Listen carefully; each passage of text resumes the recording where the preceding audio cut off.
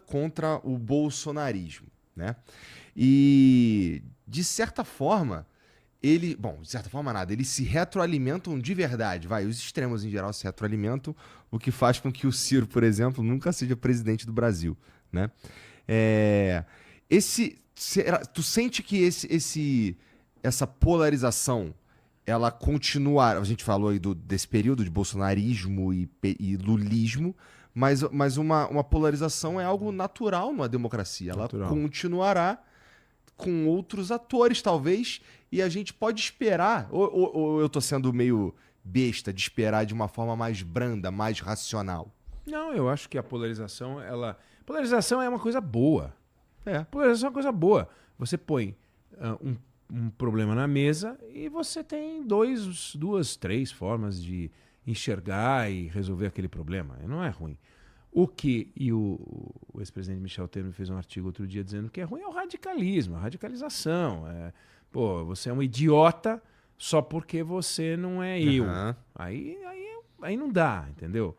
Não conviver com o contrário. Mas polarizar, eu não concordar com você e defender meus pontos de vista e sustentar um país que é o oposto do país que você quer construir, quer dizer, o país do Boulos é muito diferente do país do Ricardo Nunes, né? Ainda que a gente esteja falando da cidade de São Paulo, mas os países que podem sair da cabeça do Lula e da cabeça do Bolsonaro ou do Tarcísio, seja lá quem for, são países diferentes. Então não é possível que a gente queira uma discussão mais, não digo racional, mas menos enérgica. Ela tem que ser enérgica. Não digo a eliminação do outro, aí é a radicalização, mas é o oposto do outro. E eu acho saudável, eu não acho ruim, não. Eu não acho que as pessoas têm que concordar. Eu acho que as pessoas têm que aceitar o outro. Agora, concordar, só se você realmente... quer dizer, o bem de uma empresa, o bem de um bairro, o bem de uma família, não vem do fato das pessoas concordarem, vem do fato das pessoas se respeitarem, vem do fato das pessoas quererem a mesma coisa, que é o bem do país. Agora, não tem que ser, a minha fórmula não tem que ser igual à sua fórmula. E eu acho que quanto mais a gente brigar pela fórmula, e no regime democrático, se você conseguir mais adeptos para a sua fórmula do que eu para a minha, melhor que a gente estresse essa contradição e essa disputa para que as pessoas tenham clareza de que somos diferentes. Porque se fica aquele joguinho meio babaquara, 2006, por exemplo, para mim foi uma das eleições mais babaquaras que a gente teve, o Lula disputou com o Geraldo Alckmin, né? E a certa altura, o Lula, pesado, falava que o Geraldo Alckmin era a favor da privatização. O Geraldo Alckmin tinha sido o coordenador do programa de privatização no governo Mário Covas. Depois, como governante, ele privatizou. Mas ele percebeu pelas pesquisas que privatização era um negócio que não era bom naquele ano de 2006, não estava legal a privatização. Ele falou, o que eu faço? Vou defender privatização? Mas o legado do governo Fernando Henrique no campo da privatização tinha sido um sucesso. A privatização era uma coisa positiva para o país. A telefonia no Brasil ficou muito melhor, a Embraer ficou muito melhor, a Vale ficou muito melhor. Por que não defender isso? Medinho? Aí ele pegou, botou um boné de estatal e um casaco com vários logos de estatal e falou, eu desafio o presidente Lula a apontar em que parte do meu programa eu defendo a privatização. Ele tentou, de alguma maneira, anular aquilo que era uma característica do PSDB em nome dessa busca pelo centro, porque a única coisa mais à direita que tinha no tucanato era a privatização. E que estava meio com a imagem ruim naquele momento. Ninguém podia ser de direita em 2006. Hoje em dia, o cara pode falar eu sou de direita, que não tem problema, mas em 2006 falar que era de direita é um negócio meio ruim. Então ficou um negócio meio borocochô. Resultado, o Lula ganhou com 62% dos votos no segundo turno e o candidato Alckmin teve menos votos no segundo turno do que no primeiro turno, o que nunca aconteceu na história deste país. Bom, a gente também só tem 2 turnos, não é desde sempre. Mas não aconteceu. Então, você percebe? A tentativa de você mascarar ou de você esconder ou proteger algo porque você teme o efeito eleitoral disso, às vezes se volta contra você. Não é um negócio muito... Então, às vezes... E o Lula teve sucesso porque o Lula batia na direita o tempo todo. Uma vez eu fiz uma entrevista com o Lula, ele falou, não era fácil com o Plano Real no auge, eu bater no Plano Real. Porque eu virei pó. Ele falou, uma vez eu liguei para o Montenegro, do Ibope. Falei, Montenegro, se eu continuar a cair assim nas pesquisas, eu vou ficar devendo. Vou ficar devendo pro Ibope. Vou para baixo de zero. Ele falou brincando na entrevista, mas a lógica é, eu defendia que era um absurdo, o Plano Real era uma droga, uma porcaria e tal, sabendo que aquilo era uma... Não ia ganhar a eleição de 94. Só que quando chegou em 2002, quem é que aguentou a pancada e defendeu um ponto de vista coerente, digamos assim? Fui eu, pô. Aí quando chegou 2002 era eu. Era eu. Tudo bem, apareceu Rosiana Sarney com uma possibilidade. Até o Ciro subiu na campanha de 2002, foi bem. Mas depois deu Lula. Então, essa coisa da coerência, o Bolsonaro não é incoerente. O Lula não é incoerente. Você pode dizer o seguinte, eu não enxergo a solidez que eu gostaria no discurso deles. Isso é outra discussão. Mas incoerentes eles não são. Estão sempre defendendo as mesmas coisas, errados ou certos e tal. O Bolsonaro perdeu a eleição por quê? Porque ele era contra a porcaria da vacina, porque ele batia no STF e qualquer pessoa sensata que o aconselhasse diria, para com esse comportamento infantil. Você vai perder a eleição. E ele pum, que nem um trem da Vale que tem 3 quilômetros e não muda do trilho dele. Ele não é um jet ski. E esses caras que são jet ski... Acho que ele gostaria. Talvez sim, porque ele gosta de jet ski. Mas a ideia de ser um transatlântico, de você rumar numa direção, para você fazer uma manobra, é 20 quilômetros de virar um negócio daquilo lá. Então, eu não estou dizendo que eles são sólidos, são exemplos de caminhos. Não, estou só te dizendo que eles não são tão maleáveis. E outros são muito maleáveis. Você citou o Boulos. Desculpa. O Boulos foi no programa do Pablo Marçal, bicho. Que é isso? Aí ele foi falar de empreendedorismo. Pelo amor de Deus. Aí o eleitor olha e fala assim, Boulos, vamos parar. Vamos parar, isso não é legal. Não vai ser bom para você. Aí o Ricardo Nunes ganha a eleição. Então não dá para você querer fazer a arrumadinha, sabe? Montinho. Eu tô jogando truco, vou fazer montinho. Ele fez montinho. O Pablo Marçal fez montinho também, quebrou a cara. Mas ele não é do game. O Boulos é do game, né? Aí o Boulos vem de uma origem, defende um ponto de vista, aí ele quer arrumar e quer virar o quê? O amiguinho dos empreendedores. Porra, pega o passado dele. Por que ele não é coerente com o passado dele? Não, eu fiz um ajuste na minha... Vários políticos fizeram. Não, eu vim da esquerda hoje. Eu conheço porque eu vim da esquerda, hoje eu sou um cara de direita. Tudo bem, mas fale com transparência. Agora, querer fazer arrumadinha, montinho, eu acho que é furada. O eleitor olha e fala... a primeira coisa que o cara saca é aí, não tá ali o cara que... Não é o cara de sempre. Ele tá cantando com falsete. Isso não é a voz dele, bicho. É dublado. Isso é dublado. E pouca coisa pega pior do que isso, não é? Isso pega bem mal. Eu acho, assim, a pior coisa que pode existir é você encontrar um desvio de caráter, né? Você concorda? Sim. É um negócio de uma corrupção, uma irregularidade. Eles são bons de esconder isso. Hein? Eles são bons de esconder isso. Não, mas é o que pode ser considerado a coisa mais grave. Mais né? grave, Um desvio de conduta, isso é mais grave. Agora, quando você pega incoerência... o cara não consegue nem responder. Incoerência eu me desconecto de você, sabe? Totalmente. Totalmente. É melhor eu discordar de você e te admiro pela sua convicção do que eu querer te convencer. Sabe? Você quer me convencer que você concorda comigo, aí você vai no outro grupo, concorda com outro grupo.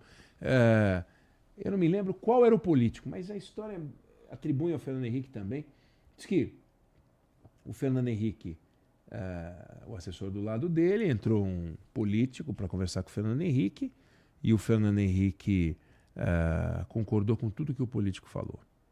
Aí entrou um outro político para falar o oposto do que esse primeiro havia dito e o Fernando Henrique concordou com tudo que ele falou. Aí o assessor que tinha acompanhado as reuniões falou, mas presidente, eu não estou entendendo.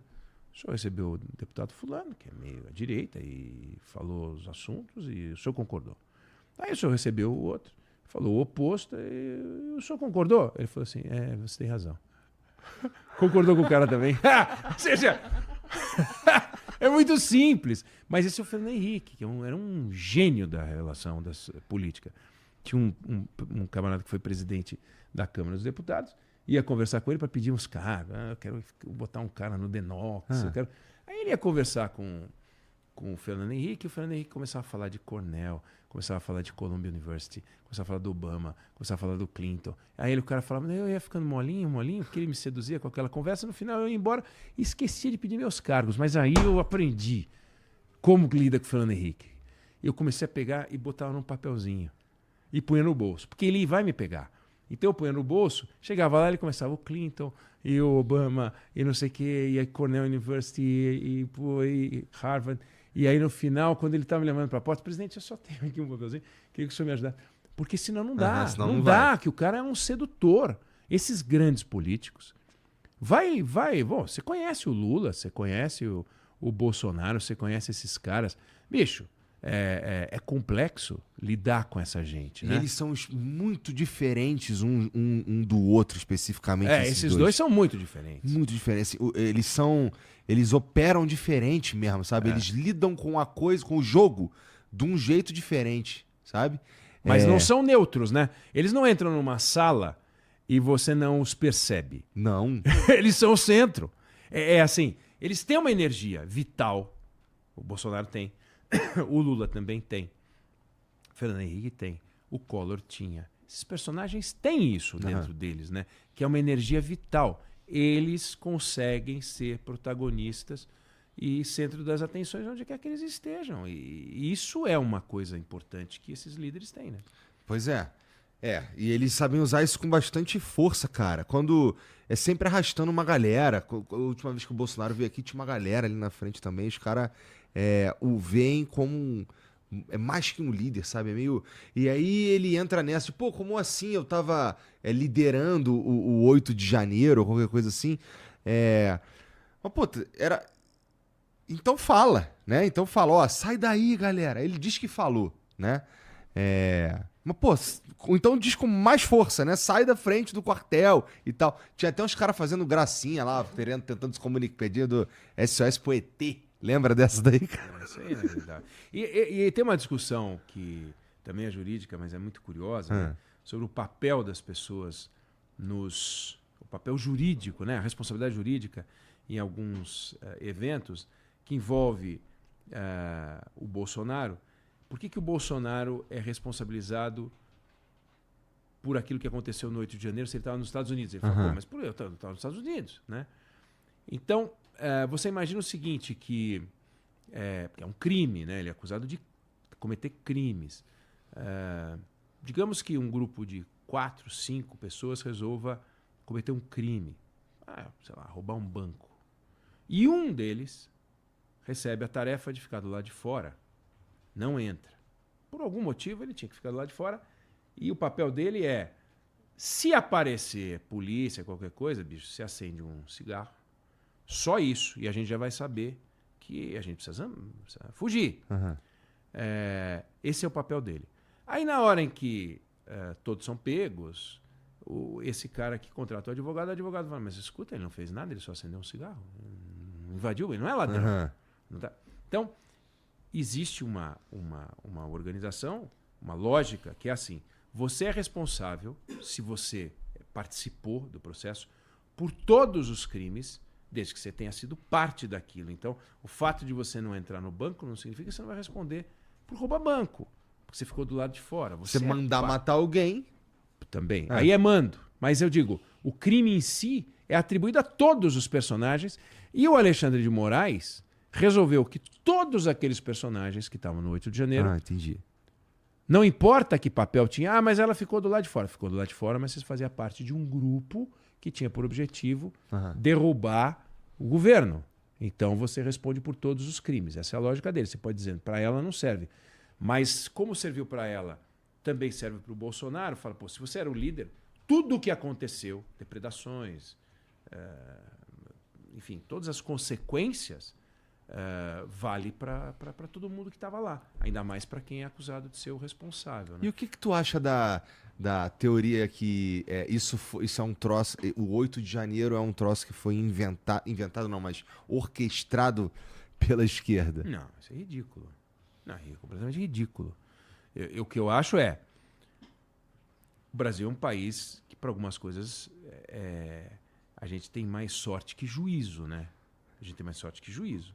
Mais sorte do que responsabilidade. Então, não morreu uma pessoa no 8 de janeiro. Isso é muita sorte. Nos Estados Unidos morreu. Nos Estados Unidos morreu. Aqui não morreu ninguém.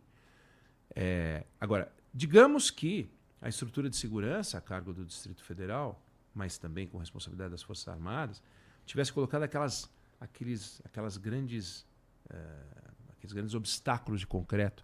E atrás dos obstáculos de concreto, cavalos. E atrás dos cavalos, urutus. Atrás dos urutus, helicópteros dando rasante. Ninguém ia chegar. Então, de alguma maneira, não houve uma defesa. É o 7-1, vai. Uhum. É o nosso 7-1. A gente não jogou futebol e tomamos 5-0 e depois tomamos de 2-1 no segundo tempo. Então, a segurança não segurou e os caras entraram. Você não pode responsabilizar aliás, isentar quem cometeu os crimes, porque a estrutura de segurança não foi a que você, depois de ver o que aconteceu, entende que deveria ter sido montada.